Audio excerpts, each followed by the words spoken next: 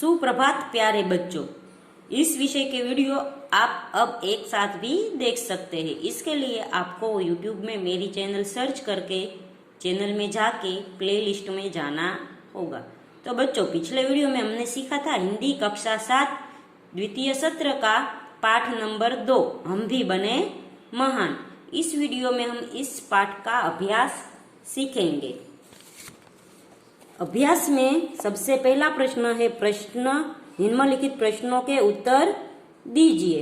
तो पहला प्रश्न है, बच्चे को बचाने में देरी होती तो क्या होता? तो उसका जवाब है, बच्चे को बचाने में देरी होती तो वह सामने से आ रही मोटर के नीचे आ जाता और उसे चोट भी लग जाती।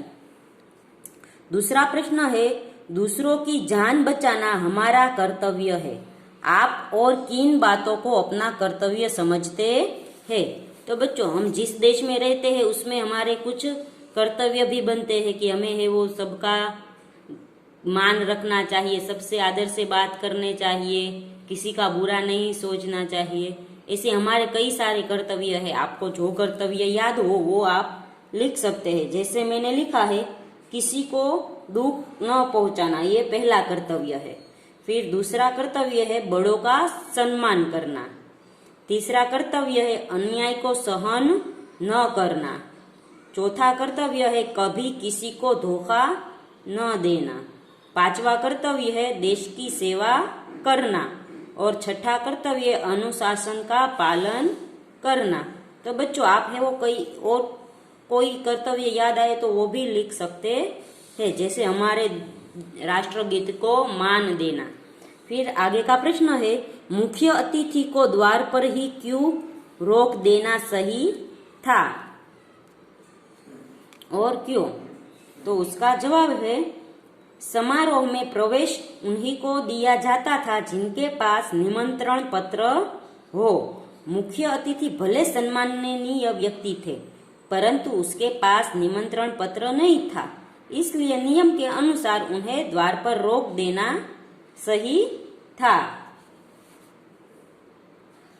चौथा प्रश्न है, आपको कहाँ पर भेदभाव की नीतियां दिखाई देती है? तो बच्चों, हमें है वो समाज में कई सारी जगहों पर भेदभाव की नीति दिखाई देती है। जैसे हम स्कूल में जाते हैं तो स्कूल के जो स्टाफ के बच्चों को है वो अलग से देखते हैं, दूसरे बच्चे को अलग से देखते हैं। फिर हमें वो कई और सरकारी कचहरियों में जाता है तो वहाँ के जो सगे संबंधी है उस लोगों को जल्दी काम कर देते हैं, दूसरों का जल्दी देर होती है। ऐसे कई सारे भेदभाव है वो दिखाई देते हैं। मैंने थोड़े बताए हैं, आप और भी कोई भेदभाव हो तो आप बता सकते हैं। जैसे हमारा समाज भेदभाव की नीति से अब भी मुक्त नहीं हो पाया है। परिवार में बेटा बेटी का, समाज में अमीर गरीब का, ऊंच नीच का, जाति पाति का भेदभाव रखा जाता है। सरकारी और निजी कार्यालयों में वरिष्ठ और कनिष्ठ के बीच भी भेदभाव की नीति दिखाई देती है। दूसरा प्रश्न है, आपने कोई घटना या प्रसंग सुना हो या पढ़ा हो, उसे कक्षा में कहिए। कक्षा में प्रस्तुत की गई घटना या प्रसंग में से किसी एक को अपनी भाषा में लिखिए। तो हमें है वो कोई घटना या प्रसंग हमारे आजू बाजू में हुआ हो तो वो लिखना है कि जहां पर है वो नीति नियमों का पालन किया जाता है सभी लोगों के लिए। तो ऐसा है वो एक स्कूल का प्रसंग है जो मुझे याद आ रहा है कि स्कूल में एक बार पाठ्य पुस्तक वितरण हो रहा था। पाठ्य पुस्तक वितरण वाले लोग आए हुए थे तो वहां पर है सभी बच्चों को लाइन में पाठ्य पुस्तक दी जा रही थी। पर एक लड़का था जो था किसी बड़े व्यक्ति का। तो वो लड़का जाके कहता है कि मुझे पाठ्य पुस्तक जल्दी दे जाओ, मेरे पापा है वो यहाँ के वरिष्ठ अधिकारी है। फिर भी पाठ्य पुस्तक वितरण वालों ने उसका कहा माना नहीं और उसे पाठ्य पुस्तक नहीं दी। उसने कहा कि सभी नियम सभी के लिए समान है, तुम्हें भी लाइन में आकर ही पाठ्य पुस्तक लेनी होगी। तो आप ऐसा कोई दूसरा प्रसंग है तो वो भी आप लिख सकते हैं जहां नीति नियमों का पालन होता है। आगे का प्रश्न है चर्चा कीजिए। तो यहाँ 2 प्रश्न है, उस पे हमें चर्चा की करनी है, यानी हमें अपने विचार व्यक्त करने हैं। पहला है, यदि पक्षी बोल पाते तो पेड़ों की कटाई के विषय में वे आपसे क्या कहते।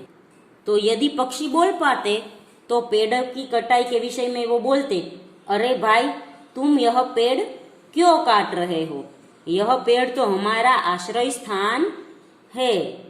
इसकी हरियाली देखकर प्रसन्नता के मारे मैं कूकने लगती हूँ, यानी मैं बोलने लगती हूँ। कोयल है वो ऐसा बोलती। फिर तोता है वो बोलता, इस पेड़ की डालों पर मेरा बचपन बीता है, कृपा कर इसे मत काटो। अरे ये पेड़ तो धरती के बेटे हैं, इन्हें काटने से धरती माँ रुष्ट हो जाती है। जहाँ घने पेड़ होते हैं, जंगल होते हैं, वहाँ अच्छी वर्षा होती है।